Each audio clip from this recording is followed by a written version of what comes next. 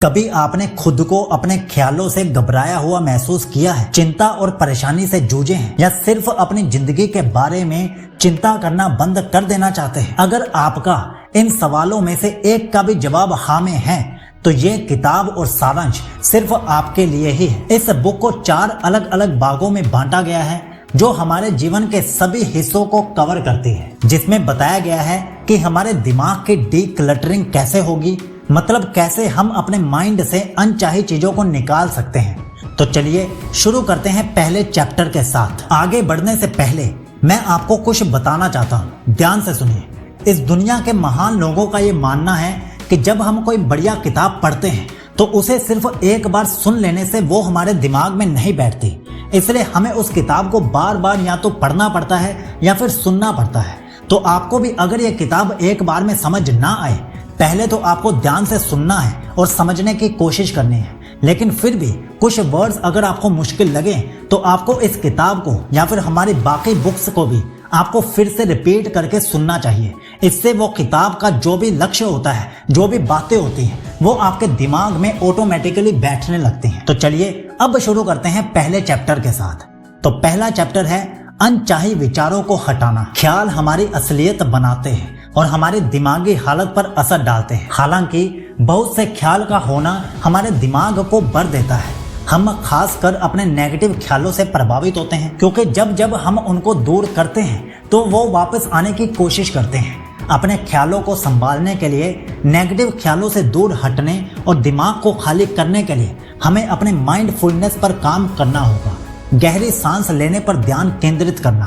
जब हम बहुत दबा हुआ या परेशान महसूस करते हैं तो हमें लगातार सांस लेनी पड़ती है और सांस की कमी होती है। धीमी, गहरी और लय में सांस लेना हमारे दिमाग पर फिर से काबू पाने में मदद कर सकता है। ध्यान, ज्यादातर ध्यान साधना शांत बैठने, अपनी सांस पर ध्यान देने और किसी भी तरह के डिस्ट्रैक्शन को अनदेखा करने से शुरू होती है। इससे उत्पादकता बढ़ती है, ध्यान बेहतर होता है, तनाव कम होता है और दिमाग की शक्ति बढ़ती है। रोज 10 मिनट की ध्यान साधना से शुरुआत कीजिए। ध्यान एक तरीका है अपने दिमाग के शांत हिस्से में जाने का जो पहले से ही आपके दिमाग में है। उन 50,000 ख्यालों के नीचे दबा हुआ जो एक आम इंसान एक दिन में सोचता है। सभी नकारात्मक विचारों को रीफ्रेम कीजिए। आलोचनात्मक सोच, क्रिटिकल थिंकिंग हमें समस्याओं को जल्दी और प्रभावी ढंग से हल करने की क्षमता देती है। रचनात्मक सोच हमें मूल, विविध और विस्तृत विचारों और संबंधों को विकसित करने की अनुमति देती है। पर अक्सर अनचाही नेगेटिव थिंकिंग हमारे दिमाग को भर देती है और हमारी जिंदगी के जोश को खत्म कर देती है। इस आदत को बदलने और उसे दोबारा बनाने के लिए आपको ये छोटे छोटे काम करने चाहिए। पहला, वॉचर बनो। अपने ख्यालों के बारे में पता लगाओ। खुद को अपने ख्यालों से अलग करके ऑब्जर्व करो कि आपके दिमाग में क्या चल रहा है। उस विचार को एक नाम दो। दिमागी तौर से मान लें कि ये ख्याल आपकी असलियत नहीं है। बोलिए, मुझे ख्याल आ रहा है कि मुझे ये सब कभी नहीं मिलेगा। बस ना कहें। कल्पना करें कि आप नकारात्मक विचार को एक गहरे शेड में डाल रहे हैं या एक गुब्बारे में जो दूर उड़ जाता है। रबर बैंड ट्रिक आजमाएं। जब नेगेटिव थिंकिंग में आप फंस जाएं तो धीरे से एक रबर बैंड अपनी कलाई पर चढ़ा लें। इससे आपके नकारात्मक विचारों का प्रवाह रुक जाएगा। अपने ट्रिगर्स को पहचानिए। लगभग हर नेगेटिव थॉट किसी इंसान, सिचुएशन या फिजिकल स्टेट से आता है। उन ट्रिगर्स को लिखिए ताकि आपको पता रहे कि वो कब होते हैं। अपने आप को डिस्ट्रैक्ट करें। डिस्ट्रैक्शन का इस्तेमाल करके चक्र को तोड़ें। खुद को ऐसे काम में लगाएं जिसमें ध्यान और दिमागी शक्ति लगती हो। अपने पुराने माइंड को नई ट्रिक सिखाएं। विचार को चुनौती दें और उसे बदलें। ख्याल को चुनौती दें और उसे बदल दें। खुद का कोई सकारात्मक घटना या कोई पुरानी जीत याद दिलाएं। अभ्यास स्वीकृति। एक गहरी सांस लें और दिमागी रूप से लड़ना बंद करें। खुद से पूछें, क्या मैं इस स्थिति को सुधारने के लिए कुछ कर सकता हूँ? क्या इससे सीखने के लिए कुछ सकारात्मक है? इसे खत्म करते ही मुझे सपोर्ट कैसे मिल सकता है? सोच समझकर कार्रवाई करें। कुछ ऐसा करें जिसमें ध्यान लगे और दिमाग को चुनौती मिले, ताकि आप फिर से ज्यादा सोचने या चिंता में जाने से बच सकें। ऐसे काम है लिखना, राइटिंग, पेंट करना या ड्राइंग करना, कोई वाद्य यंत्र बजाना जैसे कोई संगीत से रिलेटेड, या फिर हाथ से कुछ बजाना, या फिर बंसुरी हो गई। चिंता करने वाला टाइमर सेट करें। एक 10 से 15 मिनट का टाइमर सेट करें और खुद को सभी उन चीज़ों पर ध्यान देने का मौका दें जो आपके दिमाग में आ सकता है। उन सबको बाहर निकालें, अपने ख्यालों को लिखें ताकि उनके जवाब ढूंढे जा सके। अगला चैप्टर है अपने जीवन के दायित्वों को कम करना। हमारे लिए क्या बेस्ट है इसे ठीक से समझने की जगह हम में से ज़्यादातर लोग सिर्फ उस पर प्रतिक्रिया करते हैं जो भी जिंदगी हमें देती है। इतनी जानकारी के ओवरलोड को कम करने का एक आसान सा तरीका है हमारी बुनियादी मान्यताओं को परिभाषित करना जो वक्त, मुश्किल और बदलाव के आधार पर होती हैं। आपके मूल्यों को परिभाषित करने के लिए 4 कदम की रणनीति होती है। अपने मूल मूल्यों को पहचानें, ये पहली रणनीति है। अपनी वैल्यूज की लिस्ट की जांच करें जो आपके पर्सनल और प्रोफेशनल जीवन के लिए जरूरी लगते हैं, उन्हें लिखिए। दोनों कॉलम्स में से टॉप 5 मूल्यों को चुनें और उन्हें 2 अलग अलग पेजेस पर लिखें। अब हर वैल्यू के नीचे प्रेजेंट लाइफ में उसे करने के सभी तरीके लिख दें, पर इन वैल्यूज को करने के स्पेसिफिक एक्शन के बारे में भी सोच लें। कौन से काम अभी या आने वाले वक्त में किए जा सकते हैं, उनको छोटे और संभाल सकने वाले हिस्सों में बांट लें। अपने जीवन की प्राथमिकताओं को स्पष्ट करें। प्राथमिकताएं बताती हैं कि अपना समय, ऊर्जा और पैसा कैसे खर्च करना है। ऐसे 7 प्रमुख जीवन क्षेत्र हैं: करियर, परिवार, विवाह, आध्यात्मिकता, व्यक्तिगत विकास, सामाजिक जीवन प्रबंधन और स्वास्थ्य। सोने, खाने और हाइजीन को हटाकर हम सबके पास हर हफ्ते 100 घंटे जागने के घंटे होते हैं। अपनी वैल्यू के हिसाब से हर एरिया को आप कितने घंटे दोगे? क्या आपकी असल जिंदगी आपकी आदर्श जिंदगी से अलग जा रही है? कुछ स्पेसिफिक एक्शन से आप इसे फिर से बैलेंस कर सकते हैं। Focus mindfully on quarterly smart goals. यहाँ स्मार्ट का मतलब है SMART, जिसे हम अभी एक्सप्लेन करने वाले हैं। प्रेजेंट का आराम और भविष्य की प्लानिंग एक साथ की जा सकती है। हर पल का मजा लेना ही की है जिंदगी है। साथ ही अपने भविष्य को बनाते हुए रास्ते के हर कदम का मजा लीजिए। इसके लिए क्वार्टरली स्मार्ट गोल्स बनाइए, ना कि सालों लंबे गोल्स जो आपको वर्तमान क्षण से भटका देते हैं। अब जानिए स्मार्ट का अर्थ क्या है। स्पेसिफिक 6 सवालों का जवाब देना। कौन, क्या, कहां, कब, कौन सा और क्यों। M है मेजरेबल, ठीक समय, अलग अलग इकाइयों की राशि, लक्ष्यों की तरफ आपकी प्रगति को नापना। A है अटेनेबल, अपनी लिमिट को फैलाना, वहां तक जहां तक पहुंचना संभव है। R है रेलिवेंट, अपनी असल चाहत की धुन में ही सब करें। T है टाइम बाउंड, अपने लक्ष्यों के लिए स्पेसिफिक डेडलाइन लिखिए। कैसे स्मार्ट गोल्स को एक्शन में बदल सकते हैं? आपके लिए क्या जरूरी है उसे पहचानिए। अपनी जिंदगी के 3-4 क्षेत्रों में ध्यान दीजिए। 3 महीने का लक्ष्य पर ध्यान दें। जिंदगी लगातार बदल रही है। लंबे गोल्स अक्सर डीमोटिवेटिंग हो जाते हैं। शेड्यूल बनाने के लिए एक साप्ताहिक समीक्षा करें। अपनी प्राथमिकताएं और उपलब्ध समय का ध्यान रखते हुए अपने हफ्ते का डेली एक्शन प्लान बनाइए। अपने गोल्स पर एक्शन लीजिए। अपने गोल को एक प्रोजेक्ट बना दीजिए। शुरुआत कीजिए एक टारगेट डेट से और फिर पीछे से काम शुरू कीजिए। हर गोल पर कितना वक्त चाहिए होगा ये पता लगाकर गोल्स पर काम करने के वक्त का शेड्यूल बनाएं। अपने प्रायोरिटी गोल्स को सुबह सबसे पहले कर लें। अपने गोल्स को रोज रिव्यू करें, उन्हें अपने दिमाग में रखें। अपने क्वार्टरली लक्ष्यों का हिसाब लगाएं। खुद से पूछें कि क्या मैंने मनचाहा रिजल्ट पाया है, कौन सी शुरुआत सफल रही, कौन सी नहीं। क्या मैंने इन टास्क को पूरा करने के लिए अपना 100% दिया। लक्ष्यों को अपने जुनून से जोड़ दीजिए। जब आप अपनी चाहने वाली चीज पर काम करते हैं तो आप अपने लाइफ के हर हिस्से में एनर्जाइज्ड महसूस करते हैं। अपने जैसी सोच वाले लोगों को आकर्षित करते हैं। अपने जुनून को ढूंढने के लिए बताए गए स्टेप्स को फॉलो कीजिए। ये रहे वो स्टेप्स। आप अपनी जिंदगी के हर एरिया में क्या चाहते हैं उसका विजन लिखिए। ऑनलाइन पर्सनल असेसमेंट्स की मदद से खुद की जांच पड़ताल कीजिए। अपनी रुचि वाली चीजों के बारे में पढ़ना शुरू कीजिए। कौन से ट्रेनिंग की जरूरत है, सफल लोग, सैलरी फिगर्स और कितना समय चाहिए होगा, इन सब तक अपनी सोच सीमित रखें। खुद से कुछ ट्राई कीजिए। कुछ दिन के लिए किसी के साथ रहकर काम करें या कोई पार्ट टाइम जॉब करें। सेविंग अकाउंट में कुछ पैसा डालें जिससे ये ट्रांजिशन स्मूथ हो। अपने नियोक्ता से बात करके अपनी अभी की नौकरी का हाल निकालें। अपने दैनिक कार्य से प्रेरित रहें और अपने बड़े लक्ष्य की तरफ केंद्रित रहें। अगला चैप्टर है अपने अनचाहे रिश्तों को तोड़ना। हमारे करीबी रिश्ते जैसे कि हमारे रोमांटिक पार्टनर, दोस्त, परिवार के सदस्य या हमारे सहकर्मी भी जिंदगी के लॉन्ग टर्म खुशियों में भागीदारी देते हैं। एक उच्च गुणवत्ता वाले रिश्ते में शामिल है कनेक्शन को प्राथमिकता देना, खुला संचार, स्वस्थ संघर्ष समाधान, आपसी विश्वास और सम्मान, साझा हित, भावनात्मक और बौद्धिक इंटीमेसी का स्तर, स्वीकृति और क्षमा, और अंत में शारीरिक स्पर्श व्यक्तिगत संबंधों के लिए। एक अच्छे रिश्ते में ये सब होना चाहिए।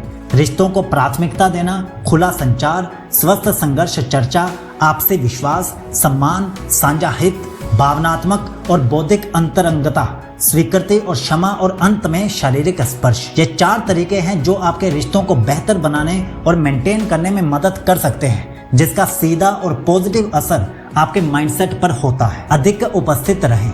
एक रिश्ते में प्रेजेंट में रहना और इमोशनली रिएक्टिव होना सक्सेसफुल सिचुएशन से निकलने में मदद करता है। इसके लिए सहानुभूति से सुनने का अभ्यास करें, अपने विचलित मन से बाहर कदम रखें और लोगों के शब्दों को बिना जजमेंट के सुने, उनको सुरक्षित और समझे जाने का एहसास कराएं। सोच समझ कर बोलें। बातचीत के दौरान अच्छे से ध्यान दें और किसी के शब्दों और एक्शन पर रिएक्ट करने की उत्सुकता पर काबू पाएं। दयालुता का ध्यान करें। दूसरे लोगों के लिए वार्म फीलिंग लाने पर ध्यान दें जो प्यार के लायक है। दूसरों से तुलना करना बंद करें। दूसरों से खुद की तुलना ना करें। खुद को स्वीकार करें। जो आप बदल सकते हैं उसे बदलें और लगातार आभार व्यक्त करते रहें। अतीत से बाहर निकलना। अतीत के बहुत से ख्याल आपके वर्तमान के लोगों से जुड़े हुए हैं, इसलिए आप अक्सर उन्हें उसी से पहचानते हैं। पिछले नकारात्मक विचारों को साफ करने के लिए आप जो कर सकते हैं उसे हल करें। अपनी भावनाओं और दर्द को बांटें। दूसरों का नजरिया सुनें, माफी दें, माफी मांगें और रिश्तों का भविष्य चर्चा करें। अपनी कहानी को चुनौती दें, अपने नजरिए को ही चुनौती दें। अपने साथी के साथ माइंडफुलनेस की प्रैक्टिस करें। माइंडफुलनेस आपके इमोशंस को नकारने या दबाने के बारे में नहीं है। ये अपनी भावना और अनुभव को काबू करने और मान लेने के बारे में है। ये आपके पार्टनर के साथ आपका रिश्ता मजबूत कर सकता है, साथ ही आपकी जिंदगी का स्ट्रेस भी कम कर सकता है। इसे पाने के लिए प्रतिबद्धता बनाएं और संप्रेषित करें। अपने साथी के साथ माइंडफुलनेस की आदत रोज अभ्यास करने के बारे में बात करें। भावनात्मक रूप से मौजूद रहें। दर्द के लिए भावनात्मक रूप से खुले रहें। सहानुभूति दिखाएं और अपने पार्टनर के शब्दों और बॉडी लैंग्वेज को वापस रिफ्लेक्ट करें। बचाव के बिना सुने। सक्रिय रूप से सुने, बिना अपना जवाब और बचाव तैयार किए। अपने रिएक्टिव इमोशंस का पता रखने पर उन पर एक्ट ना करें। संघर्ष के भीतर सबक तलाशें। लड़ाई या टकरार में भी सबक को ढूंढें। कुछ खास लोगों को छोड़ दें। वो यूनिवर्सल थीम जब गुड बाय करने का वक्त आ जाता है, बोलकर, इमोशनल या फिजिकल अब्यूज करके, लगातार बेईमानी, वफादारी ना करना या जहरीलापन होना, मूल मूल्यों से भटकना, लायकी ना होना, अपरिपक्वता, भावनात्मक रूप से हेरफेर, गैर जिम्मेदार होना, अनसुलझी या ठीक ना किए गए दिमागी परेशानियां, लत लगाना, ड्रग्स, शराब, सेक्स, जुआ, अश्लीलता, बात ना करना, परेशानियों को चर्चा ना करना या रिश्ते में निवेश से मना करना। खुद को एक दर्दनाक रिश्ते से निकालने के लिए इस इंसान के बिना जिंदगी के पॉजिटिव चीजों के बारे में सोच सकते हैं। क्या होगा जब आपको इस इंसान के साथ होने वाले मुद्दे का सामना नहीं करना पड़ेगा? गुड बाय करने के बारे में सोच सकते हैं। हो सकता है आपको नुकसान पहुंचाने की कोशिश करे कि आप कैसे जा सकते हैं। आपको अपने प्लान के बारे में अपने कॉमन फ्रेंड्स, फैमिली या थेरेपिस्ट से बात करनी चाहिए। अलविदा के असली मतलब को परिभाषित करें। किस तरह की बातचीत आप उनसे रखना चाहेंगे और कितनी दफा आप अब उनसे क्या सहन नहीं करेंगे। बिना दोष डाले अपने इरादों को बताएं, छोटा करके समझाएं और अपनी भावना पर उनकी गलतियों से ज्यादा ध्यान दें। मान लें कि ये एक प्रक्रिया हो सकती है। ये शायद ही आसान या बिना दर्द के होगा। अगर यही आपके लिए सही तरीका है तो खुद को ये स्लो तरीके से करने की परमिशन दें। खुद को शौक मनाने की अनुमति दें। दुख को अगर आप नॉर्मली जाने देने के प्रोसेस की तरह लेंगे तो ये और तेजी से गुजर जाएगा। अगला और अंतिम चैप्टर है अपने परिवेश को अव्यवस्थित करना। हमारी सराउंडिंग हमारी जिंदगी की क्वालिटी पर असर डालती है। अक्सर हम ना समझ कामों में फंस जाते हैं क्योंकि हम बस अपने सामने जो होता है उस पर प्रतिक्रिया करते हैं। दिमाग के स्पेस को खाली करने के लिए अपने घर को सरल बनाएं। दिन में सिर्फ 10 मिनट अलग से बैठे और कुछ ही हफ्तों में आपका घर बेहतर हो जाएगा। पास्ट को जाने दें और उन फिजिकल सामान को भी जाने दें जो आप पर बोझ डालते हैं। अपने डिजिटल जीवन को सरल बनाएं। दिन भर की अपने डिजिटल गतिविधियों पर ध्यान दें। कहां और कैसे आप कट करना शुरू कर सकते हैं, अपने ईमेल इनबॉक्स, डेस्कटॉप आइकन्स को खाली करने और अपने फाइल्स और डॉक्यूमेंट्स को भी ठीक से रखने का वक्त दें। अपनी गतिविधियों को सरल बनाएं। व्यस्त रहना आपके दिमाग को भरता है। मान ले कि कम भी ज्यादा हो सकता है। अपने शेड्यूल को खाली करने के लिए रोज के कामों को प्राथमिकता दें, ना कि सबको करने की कोशिश करें। बिना गंभीर नुकसान के अपनी प्रतिबद्धताएं करें। वैकल्पिक रूप से डेलीगेट करें, देरी से करें या उन्हें छोटा करें। रोज के 3 जरूरी गोल्स पर फोकस करें, पर ज्यादा इरादे, वक्त और ध्यान के साथ। कुछ ना करने के लिए भी वक्त निकालें। शांत रहें और कुछ ना करें। काम को समय पर छोड़ दें। अपनी ओवर टाइम करने की आदत को कम करें। हफ्ते में 1 दिन या वीकेंड बिना किसी इंटरनेट कनेक्शन के बिताएं। एक चुनौती या कौशल पर काम करके ध्यान की ताकत को हासिल करें। अपने विकर्षणों को सरल बनाएं। डिस्ट्रैक्शंस हमारा वक्त और मोटिवेशन चुरा लेते हैं और ज्यादा करने के लिए हमें चिंता में जकड़ लेते हैं। सोने से पहले और उठने के बाद सबसे पहले अपने दिन के 3 सबसे जरूरी काम तय करें और पूछें कि वो जरूरी क्यों हैं। हर काम को छोटे काम में बांट लें और पता लगाएं कि उनमें कितना वक्त लगेगा। इन कामों को अपने दिन के सबसे प्रोडक्टिव हिस्से में शेड्यूल करें ताकि आउटपुट ज्यादा से ज्यादा मिल सके। काम के लिए बैठने से पहले आपके पास सब कुछ होना चाहिए।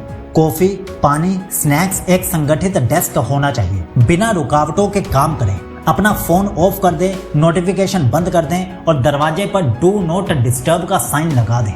25 मिनट का टाइमर लगाकर पूरी लगन से काम करना शुरू करें। जब टाइमर खत्म हो जाए तो खुद को छोटा ब्रेक दें, पर कुछ ऐसा ना करें जिससे आपका ध्यान भटक जाए, जैसे कॉल या फिर ईमेल। अपने 3 सबसे जरूरी कामों के बीच लंबी 15 से 25 मिनट की ब्रेक लें। उसमें एक्सरसाइज, मेडिटेशन और बिना स्ट्रेस वाली बातचीत करें।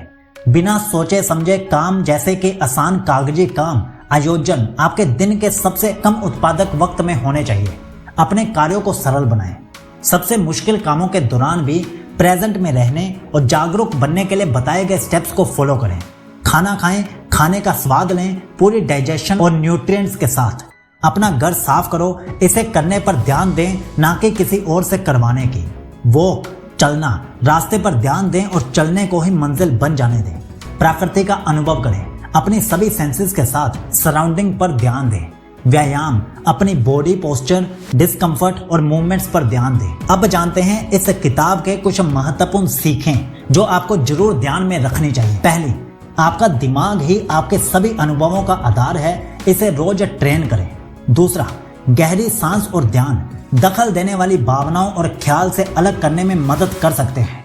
तीसरा, चार्ज अपने हाथ में लेने और ख्यालों की ताकत पर काबू पाने के लिए उन्हें चुनौती दें, उनमें दखल दें और फिर से बनाएं। चौथा, प्राथमिकताएं और बुनियादी मूल्यों के आधार पर लक्ष्य निर्धारित करें ताकि आप सक्रिय बने रहें। पांचवा, अपने रिश्तों में माइंडफुल और प्रेजेंट बने रहें ताकि बहुत सी उलझन और स्ट्रेस से बचा जा सके। लास्ट, अपने घर और डिजिटल दुनिया को आयोजित रखें ताकि डिस्ट्रैक्शंस दूर रहें जो आपको आपके मूल्यों, प्राथमिकताओं और लक्ष्यों से दूर खींचते हैं। तो दोस्तों, हमें पूरी उम्मीद है कि आपको इस बुक समरी से कुछ ना कुछ सीखने को जरूर मिला होगा। मैं आपको हाईली रिकमेंड करता हूं कि आप इस बुक समरी को बार बार सुनिए, जितनी बार सुन सकते हो सुनिए। ये आपके दिमाग में ऐसे ही बैठेगी और आपकी जिंदगी को बेहतर करेगी और आपके दिमाग को भी खाली रखेगी, जिससे आप और ज्यादा प्रोडक्टिव बन सकोगे। और इसी के साथ मैं आपको हाईली रिकमेंड करता हूं कि आप हमारी पूरी प्लेलिस्ट को फॉलो कीजिए जो हमने बुक समरीज जहां पर सभी इकट्ठी करके रखी हैं, और उस प्लेलिस्ट को पूरा दिन बैक टू बैक सुनते रहिए, क्योंकि उसमें हमने सिर्फ वो बुक समरीज रखी हैं जो बेस्ट की भी बेस्ट है। और डे बाय डे हम हर दिन और हर एक दिन छोड़कर हम जब रात को 9 बजे एक नई बुक समरी अपलोड करते हैं तो हम उसे भी उस प्लेलिस्ट में ऐड कर देते हैं, जो आपको ऑटोमेटिक मिल जाएगी। इसलिए आप उस प्लेलिस्ट को सेव करके रख लीजिए और बार बार उस प्लेलिस्ट को फॉलो कीजिए। इससे आपका ब्रेन एक अलग ही लेवल पर चला जाएगा और आपकी जिंदगी में सफलता, प्यार, सुख, शांति, समृद्धि सब बढ़ने लगेगा। तो अब वीडियो को एक लाइक कीजिए, इसे किसी खास इंसान के साथ शेयर कीजिए और नीचे कमेंट जरूर कीजिए आई एम रेडी, और चैनल को सब्सक्राइब जरूर कर लेना। तो फिर मिलते हैं आपसे एक दिन छोड़कर रात को 9 बजे एक नई लाइफ चेंजिंग बुक समरी के साथ। तब तक आप आगे बढ़ते रहिए, हम आपके साथ हैं। जय हिंद।